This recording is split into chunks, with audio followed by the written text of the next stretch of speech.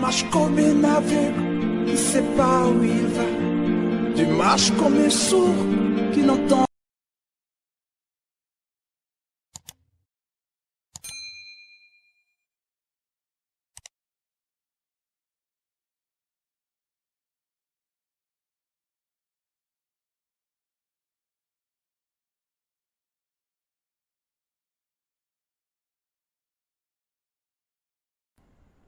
La deuxième dimension, toujours de ce premier niveau de la nudité, c'est que la sorcellerie ou le démon Tammuz utilise la nudité pour détruire la protection spirituelle de Dieu en l'homme.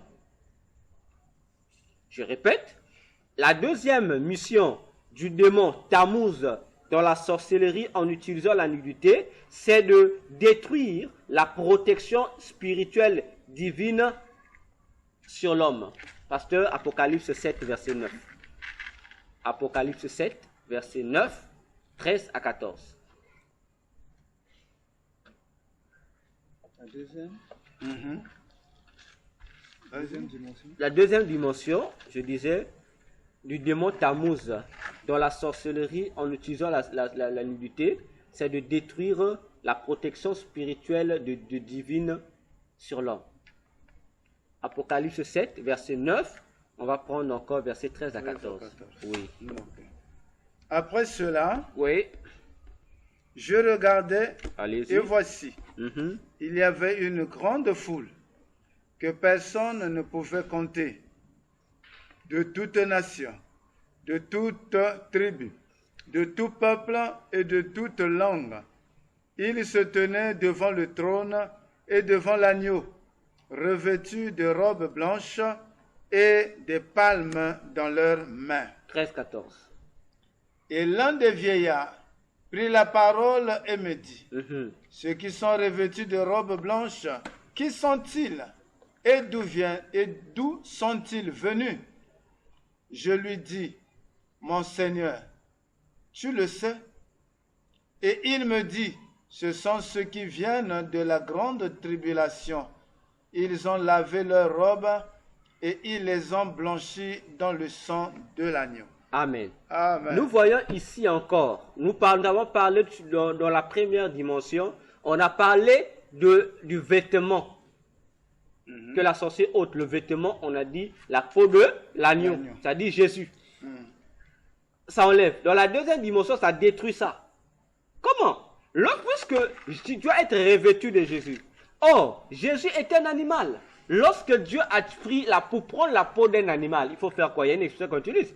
Il faut le pulcher. S'il faut le dire ici, il s'agit de fruits. Ensuite, le mot épulcher. Mais si c'est un animal, il y a un verbe, une expression qu'on utilise là. Pour arracher la peau d'un animal. Pour le faire, pour fabriquer un vêtement de quelqu'un. Oui. Il y a une phrase là qui est utilisée. Il y a une phrase. Alors, mais lorsque vous prenez, Dieu n'a pas fait chercher ça.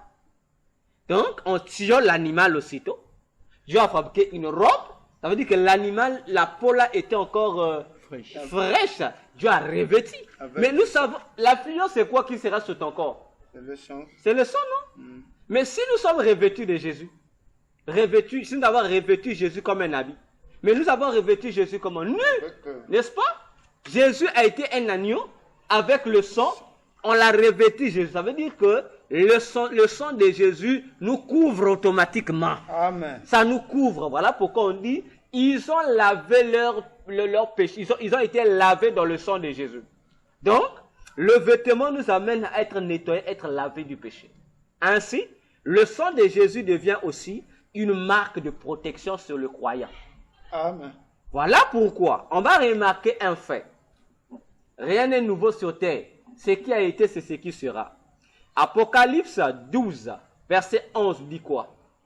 Ils l'ont vaincu. Qui? Satan et ses agents.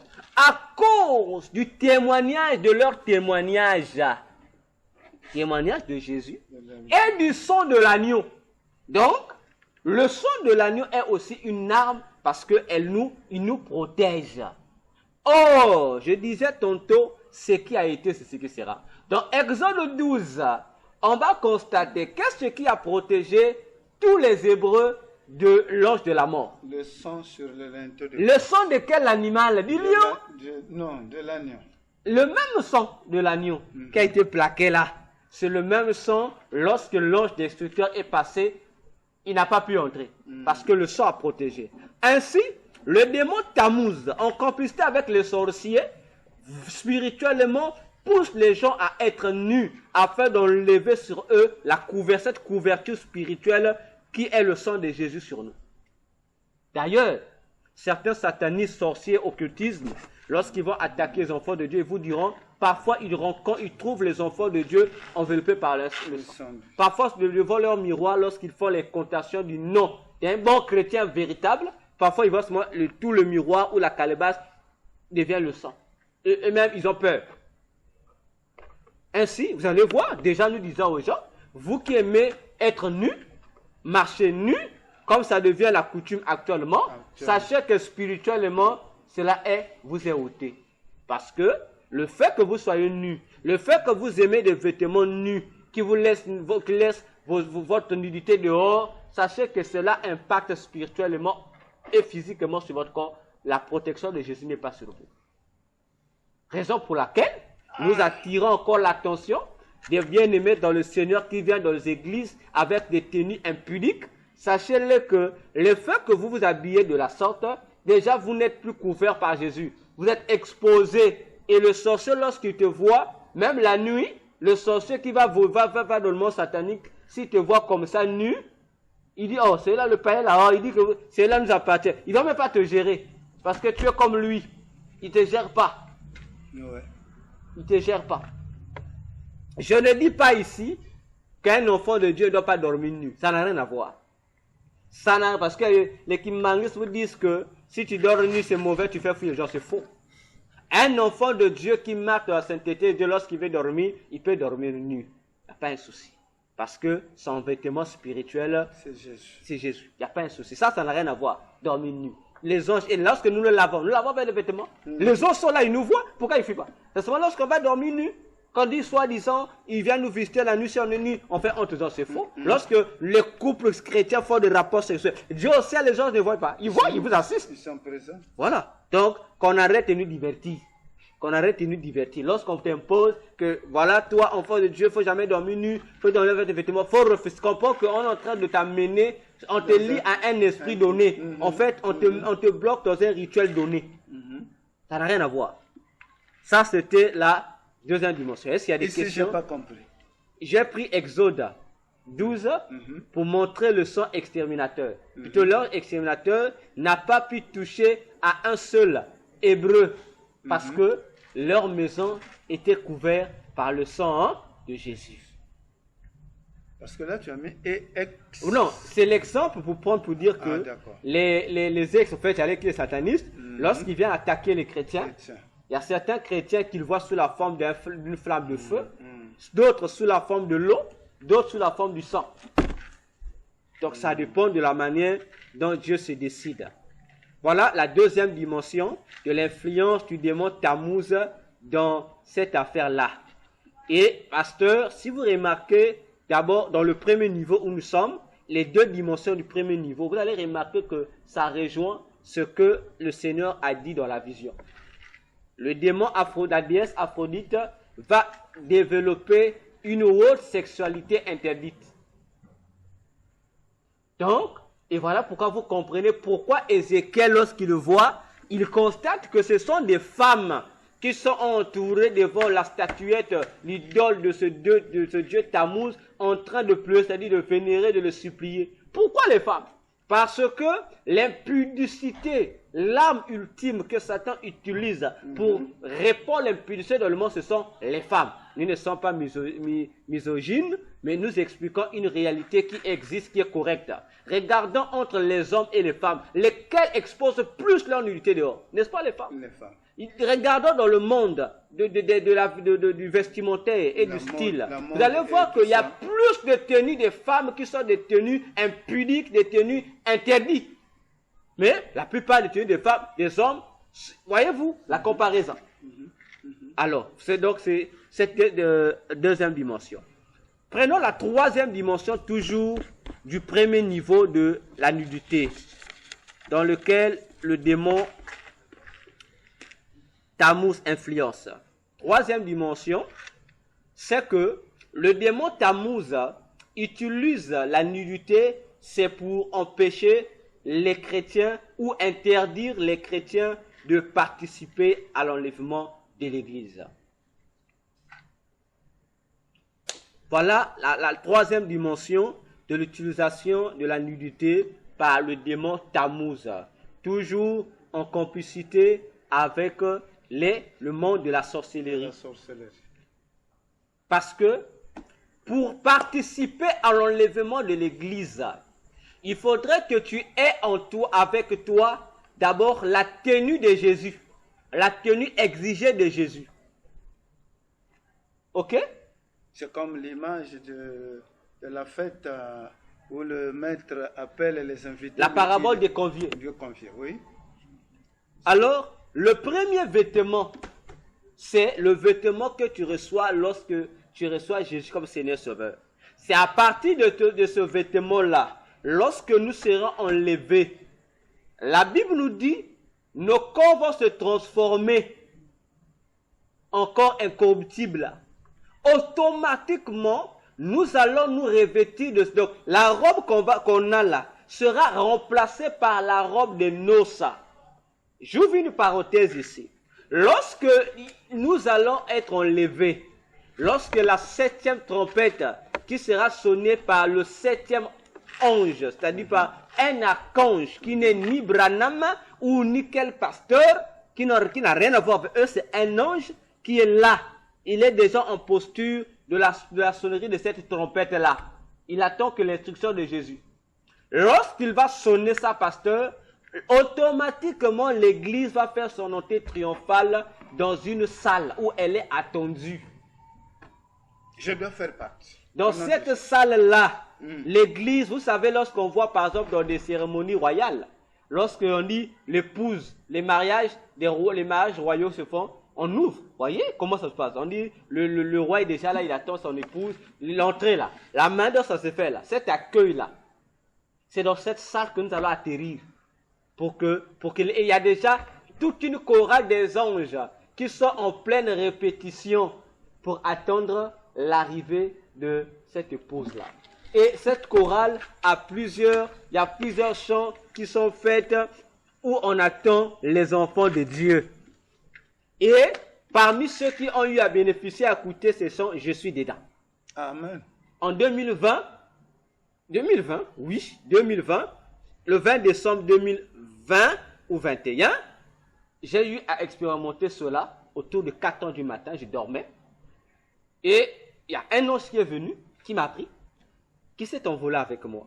Et nous avons atterri dans une grande salle, bon, je peux dire, comme un grand stade, quelque chose comme ça.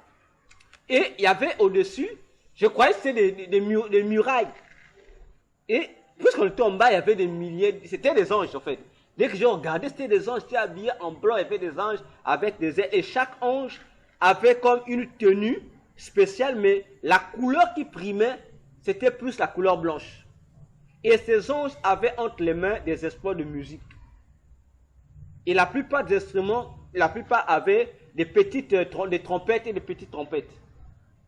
Et au-dessus, il y avait un ange qui était au milieu, au haut, plus en haut, je vous voyais par rapport au bas, qui était comme dirigeant de la chorale, comme il s'est répété. Et moi, j'étais en bas, il chantait à l'unisson.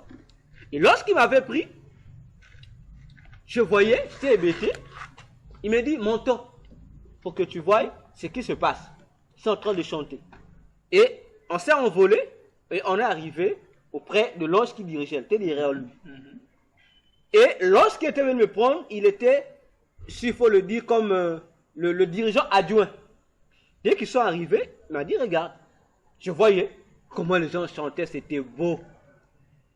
Et lorsqu'il m'a pris, il m'a dit, non, lorsqu'il dirigeait, le chef principal de cette chorale angélique, il donne la passe à l'ange qui m'avait pris.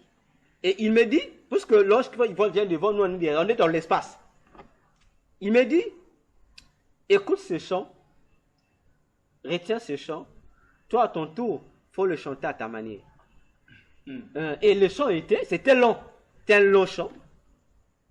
Je suis resté et il chantait, il disait, laisse-nous t'adorer, laisse-nous t'adorer, yeah, yeah, laisse-nous t'adorer, Jésus tu es vivant.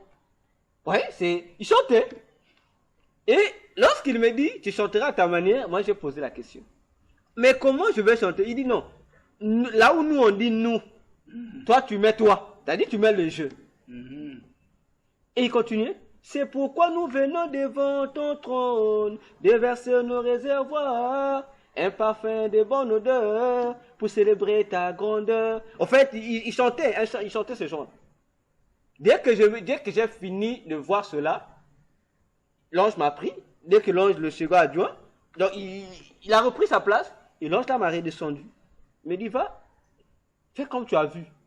Je me suis réveillé, pasteur, à 4 heures avec ce chant dans la bouche. Je me suis réveillé avec ce chant dans la bouche à 4 heures. Je suis réveillé, je ne sais même pas comment j'ai fait. J'ai pris mon cahier, je ne dors pas avec le cahier poche de ce mois. Poche avec moi. J'étais, quand ouvri le sac, vous réveillez là, j'ai pris le cahier, j'ai commencé à écrire, j'écrivais. J'ai les yeux fermés, j'écrivais. J'ai dormi. J'ai pris le téléphone, j'ai enregistré ça, j'ai dormi. Le matin, quand je me réveille, j'ai dit, ah tiens, j'écrivais quelque chose. J'ai regardé, le chant était là. Et j'ai gardé ces chants. Voilà. Dit que nous allons atterrir dans cette salle et nous serons reçus automatiquement. Et il y a un vêtement de noces qui est exigé. Prenons la preuve de Apocalypse 19, versets 6 à 10. Apocalypse 19, versets 6 à 10. Voilà, allez-y. Et j'entendis comme la voix d'une foule nombreuse, comme un bruit de grosses eaux, et comme un bruit de forts coups de tonnerre, disant Alléluia, car le Seigneur, notre Dieu Tout-Puissant, est entré dans son règne. Réjouissons-nous, soyons dans l'allégresse, et donnons-lui gloire, car les noces de l'agneau sont venues. Son épouse s'est préparée, et il lui a été donné de se revêtir d'un fin lin, éclatant, pur, car le fin lin, ce sont les œuvres justes des saints. Jusqu'à combien? 10. Oui. L'ange me dit, écris, heureux ceux qui sont appelés au festin des noces de l'agneau.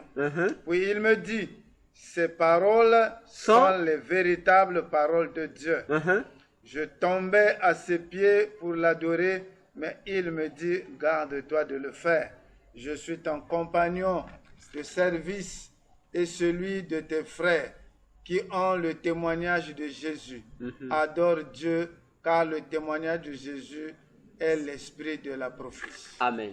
Amen. Pour dire, Alléluia. Spirituellement, lorsque le sorcier t'est maintenu, sache que ils enlèvent sur toi déjà le vêtement qui va te permettre d'obtenir le vêtement des noces. Puisque tu n'as pas ce vêtement, tu ne rentres pas. Revenons sur la parabole des conviés dont vous venez de mentionner dans Matthieu 22, versets 1 à 14. On dit que pourtant c'est le roi qui avait invité tout le monde au mariage, aux noces de son fils. Mais les gens qui sont rentrés, il y a un individu qui était là. On lui a posé la question. C'est le maître de la maison qui lui pose la question. Mon ami, mais comment as-tu fait monter ici? Il a donné la réponse comme tout le monde. Il dit non, tu n'as pas les vêtements. Donc dehors, on lui mettra dans les ténèbres, tu dehors.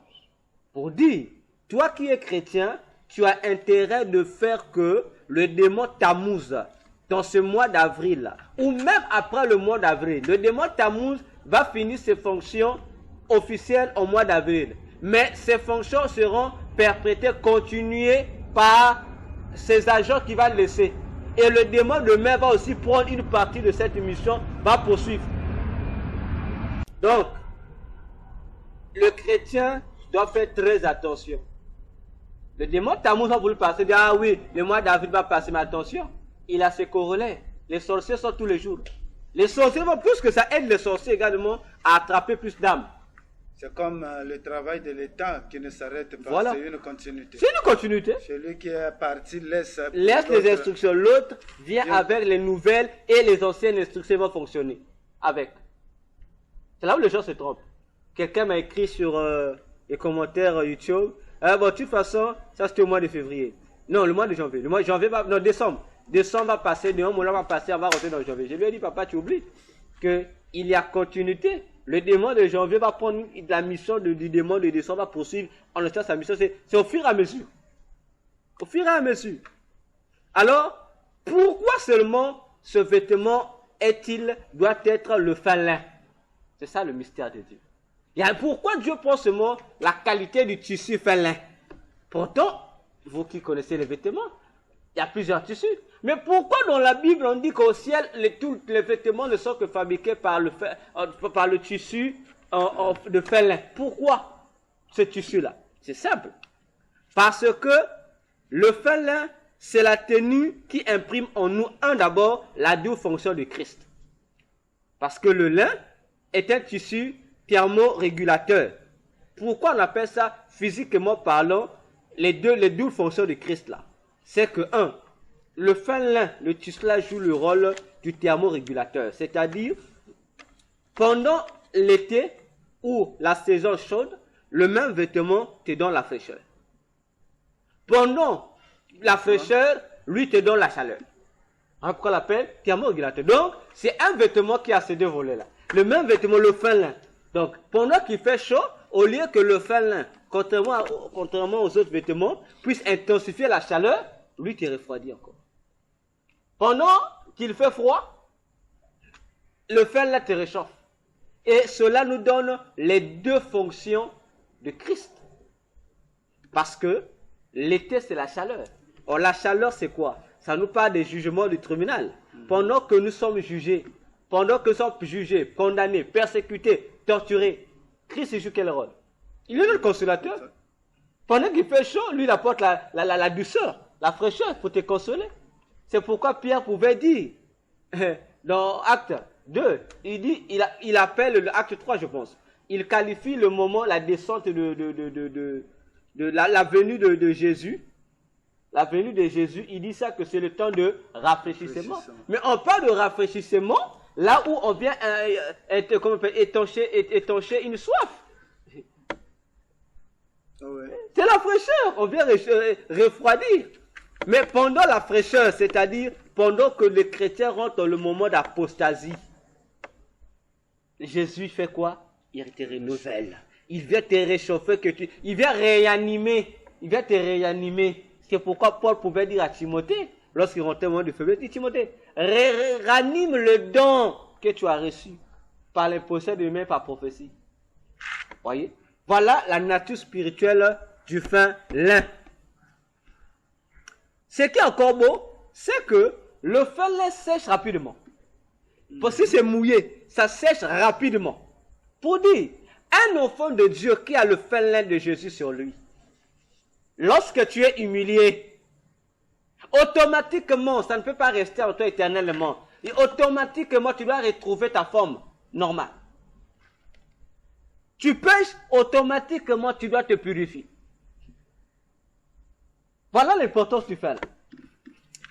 On dit que le fin lin aussi fait quoi? Ça ôte la sueur sur le corps de quelqu'un sans laisser de traces.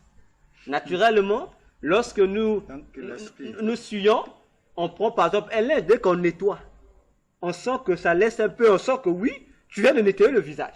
Mais le fait, lorsque tu le fais, ça remet le visage tel que le visage était. On ne saura pas que tu as nettoyé le visage. Parce qu'il aspire très bien. Les effets dont je passe sur le fait sont des effets naturels. Ok? C'est pour dire que lorsque nous péchons, le vêtement de Jésus, comme il y a le sang de Jésus, ça enlève le péché. Une fois que tu demandes pardon, ça efface le péché. J'avais plus de traces. Pour dire ici, avec péché, ça enlève. C'est pourquoi Dieu dit que lorsque vous péchez, je prends vos péchés, je les jette dans la mer de l'oubli. J'ai dit, je les oublie. Je les oublie. Et est-ce que cela ne va pas être oui, une motivation de certains hommes de se maintenir dans le péché, par exemple. Si tu te mettais dans le péché, ça veut dire que tu vas empêcher. Le fin là, son objectif, c'est quoi? Tu pêches, on te convainc pour que tu reviennes. Mais là, si tu refuses de suivre le mouvement, d'abord, lorsque tu pêches d'abord, le fait que tu as péché, tu es nu. Tu es nu. Maintenant, le fin là qu'on va, tu penses que lorsque tu pêches, Jésus est là, tu as péché, tu as tristé le Saint-Esprit. Il est triste, tu es nu. Mais là, si tu te confesses, il fait quoi? Ton vêtement revient. Ton vêtement sali redevient pur. Donc le fin là retrouve sa forme. Ça te nettoie. Ça ne laisse plus de traces. On ne verra plus, le vêtement était sale. Non, ça a été nettoyé.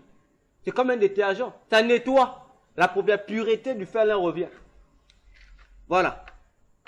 Voilà pourquoi les chrétiens, le vêtement au ciel, sont enfin là. On comprend que Dieu est plus intelligent que l'homme.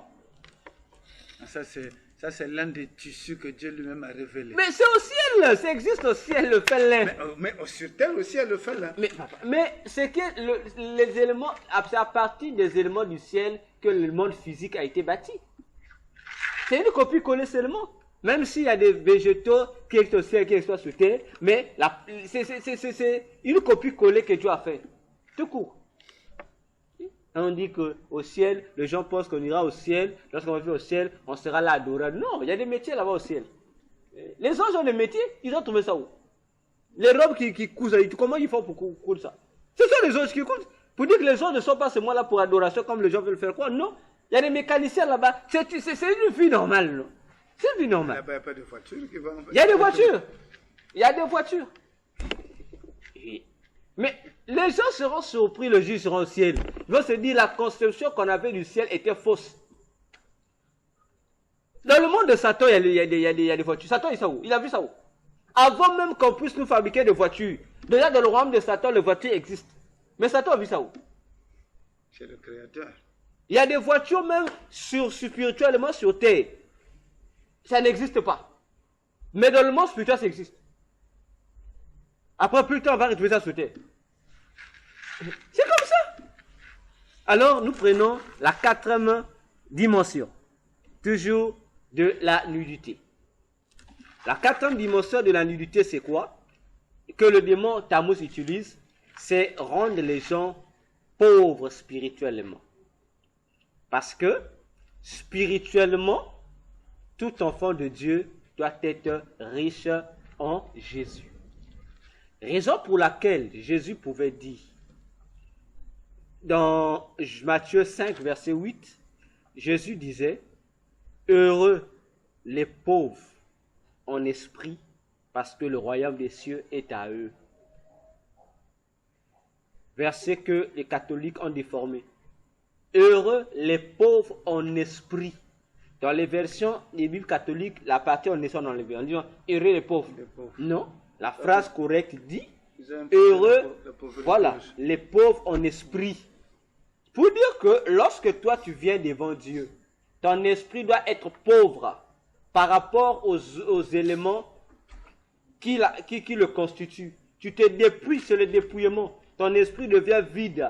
Et puisque tu gagneras le royaume des cieux, tu deviens un co-héritier avec Christ. Christ, à son tour, maintenant te donne sa richesse, t'enrichit.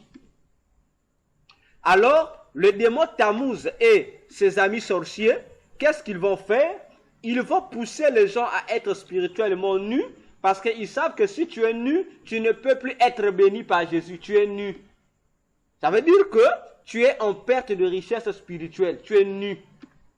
C'est pourquoi, on ne va pas lire, dans Apocalypse 3, versets 17 à 18, Jésus reprochait son église. Parce que c'est là où les théologiens commettent l'erreur. Ils pensent que l'église de Laodicée était l'église des païens. Non, c'était une église qui appartenait à Dieu, qui était connue de Dieu. Et c'est Dieu qui fait des reproches à cette église pour lui dire que toi, tu es nu,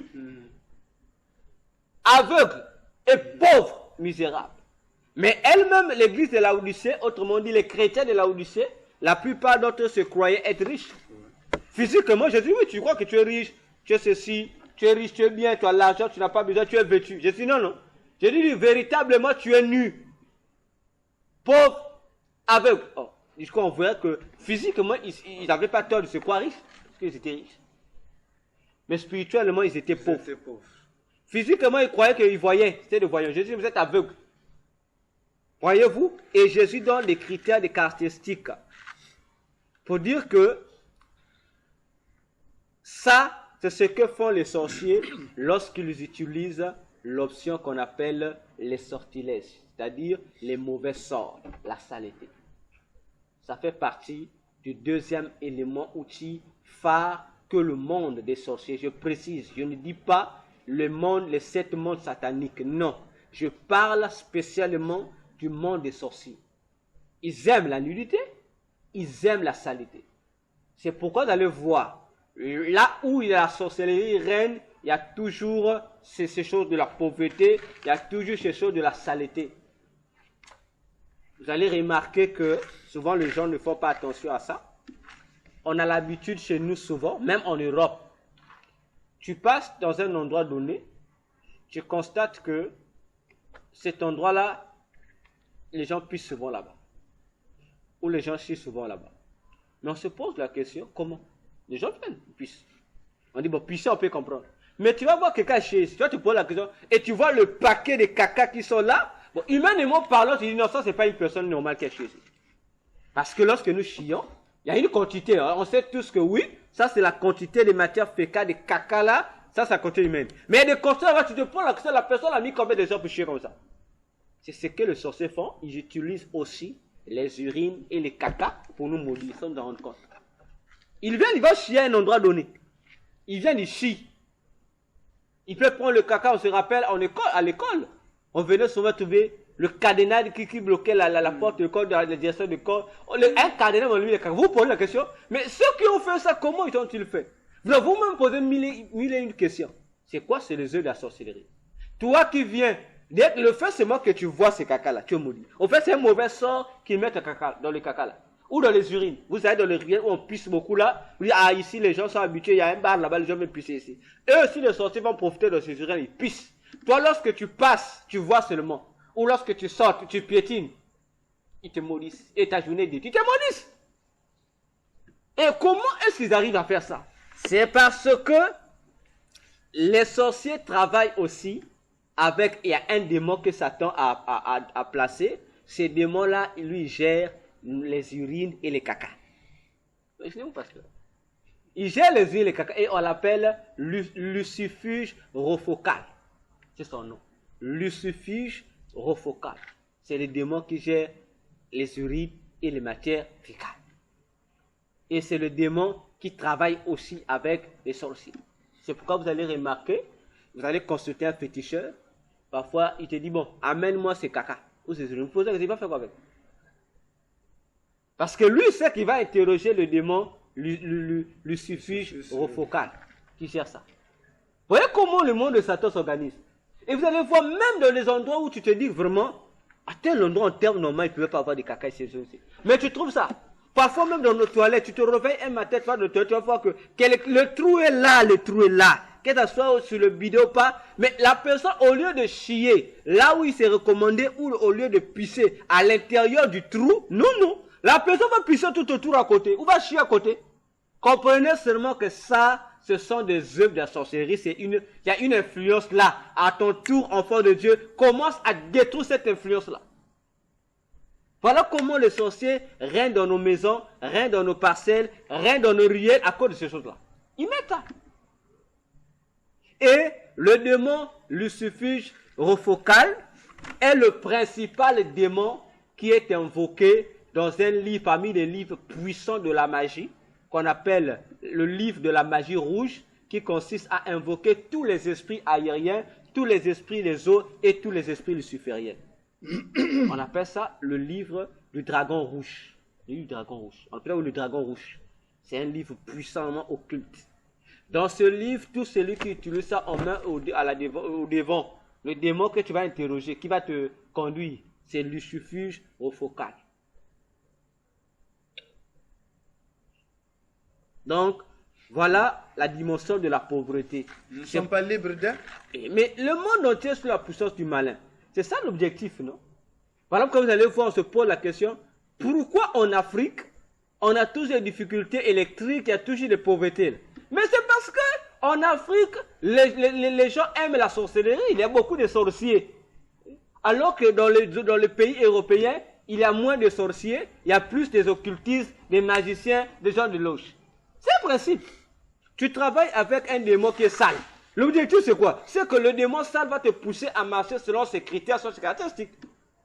Quand vous allez voir là où il y a dans le quartier ou des endroits où il y a beaucoup de sorciers, vous allez voir que même si vous apportez des projecteurs, vous mettez de l'électricité, ou comment on appelle ça? Ces ampoules de route là. Les lampadaires, vous allez remarquer que une fois établi, le même jour, quelques jours après, il y a une passe à cette terre. Pourquoi? Parce que eux, ils sont habitués à être dans le noir. Et ils sont habitués donc pour que vous ne voyez pas leurs œuvres. Dans un quartier, il y avait un phénomène. Le lampadaire posé dans la journée par l'entreprise qui s'occupe de l'électricité. Voilà. Donc la SNE. Oui. Et la nuit, donc les gens dorment. Oui. Et quand vous vous réveillez le matin, la lampe qui était comme ça se retrouve comme ça. Voilà. A été tout retourné. Retourné. Carrément retourné. Bon. Ce n'est pas que non, c'est Voilà. Carrément retourné, ça retarde. Voilà. Pourquoi? Parce que ces sorciers qui règnent au surréel n'aiment pas être visibles. Vous les faits qu'il y a les projecteurs, la lumière, ça les énerve. Parce qu'ils aiment les ténèbres là, ça les énerve. Même chez nous au Congo-Brazzaville, on avait un problème avec notre premier barrage électrique, Mukukulu. On avait des situations, le courant toujours coupé. Un courant coupé, 3 mois sans courant, le Congo entier. Pourquoi? Mukukulu. Mais le jour où le président et son gouvernement a eu le soin d'aller à Mukukulu, convoqués par les dignitaires du village, mais ils étaient surpris. Ils ont acheté, soi-disant, des bobines pour rétablir, ils ont relancé le courant revenu sur le Congo. Mais ça n'a pas fait 3 jours ou une semaine. C'est revenu encore. Les ingénieurs, le bleu a dit, mais j'ai jamais vu ce genre de choses. Mais lorsqu'ils sont arrivés pour voir les chefs du village, les dignitaires, mais parce que ce sont des sorciers qui sont sortis, on dit, c'est nous qui coupons. Il y a eu 2 sorciers, un homme et une femme. Ils ont retiré des os. Un petit truc seulement, pasteur. Et rien du tout. Ils ont dit, voilà les 2 choses que nous mettons là-bas pour empêcher que le courant circule dans tout le Congo entier.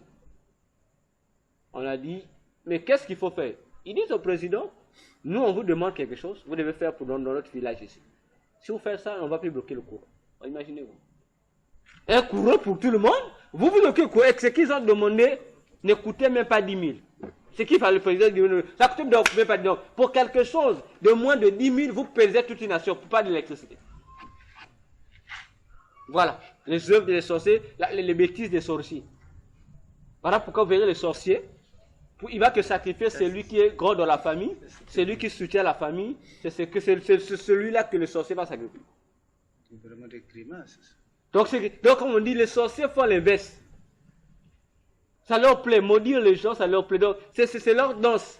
C'est leur danse. Chaque 4 heures du matin, avant de terminer leur réunion, ils viennent là, ils maudissent les gens. Donc, c'est une vie. Donc, le soir, là, qu'on dit, le sorcier, un seul voit les gens dans le malheur. Si tu es dans le malheur, lui, il est content. Donc voilà la 4e dimension du démon Tammuz. Donc Tammuz travaille avec Joséphine. Mais bien sûr, puisque le démon Tammuz, ses objectifs c'est ça. Et il doit travailler avec des démons ou des clans des occultes qui sont dans la même fonction que lui. Pour qu'on appelle ça, lui faciliter les tâches. On prend le 2e niveau de l'influence du démon Tammuz dans le mois d'avril. Le 2e niveau. Maintenant. Le 2e niveau se base sur son nom. Ok? Le nom Tammuz signifie, la signification du nom Tammuz, ça veut dire le fils ou voici un fils. Ok? Ça veut dire le fils ou voici un fils, c'est-à-dire la présentation d'un fils. C'est ce que ça veut dire. Ok? C'est ce que le nom Tammuz veut dire. Or, on va constater un mystère, pasteur. Parmi les 12 fils de Jacob, La Bible dit que le premier fils de Jacob avait un nom. On l'appelait Ruben. Ruben signifie le fils ou voici un fils. Tiens. C'est la présentation du fils. Voici un fils ou le fils. Ok? Dans le pectoral du souverain sacrificateur, il y avait plusieurs couleurs. Le premier fils de Jacob avait une couleur. Et sa couleur, c'était la sardoine. Il était revenu par la sardoine. Suivez-moi bien. Oui. Le premier fils de Jacob, qui est Ruben, dont le nom signifie voici un fils, ou le fils, avait pour couleur sardoine, qui est la couleur rouge sang. Nous savons que rouge sang signifie sacrifice. Sacrifice. Couleur de, ça veut dire que ça invite déjà à faire des sacrifices. Tammuz aussi a un nom qui a la même signification que Ruben. Ça veut dire que Tammuz signifie aussi Fils. faut souffrir, faut se battre, faut faire des sacrifices. Ah. Alors, nous les chrétiens, on doit être où? Puisque nous aussi, nous avons notre Jacob qui est Jésus, qui a ses 12 fils. Attention, avant d'arriver même là, qu'est-ce que Jésus fait? Pasteur, Apocalypse 4, versets 1 à 3. Comment Jésus va combattre le démon Tammuz? Apocalypse 4. Versets 1 à 3. Après cela, je regardais et voici une porte était ouverte. Dans le ciel, voici une porte était ouverte dans le ciel. Ok. La première voix que j'avais entendue. Pasteur, doucement. Ézéchiel voit, il est transporté vers la maison de...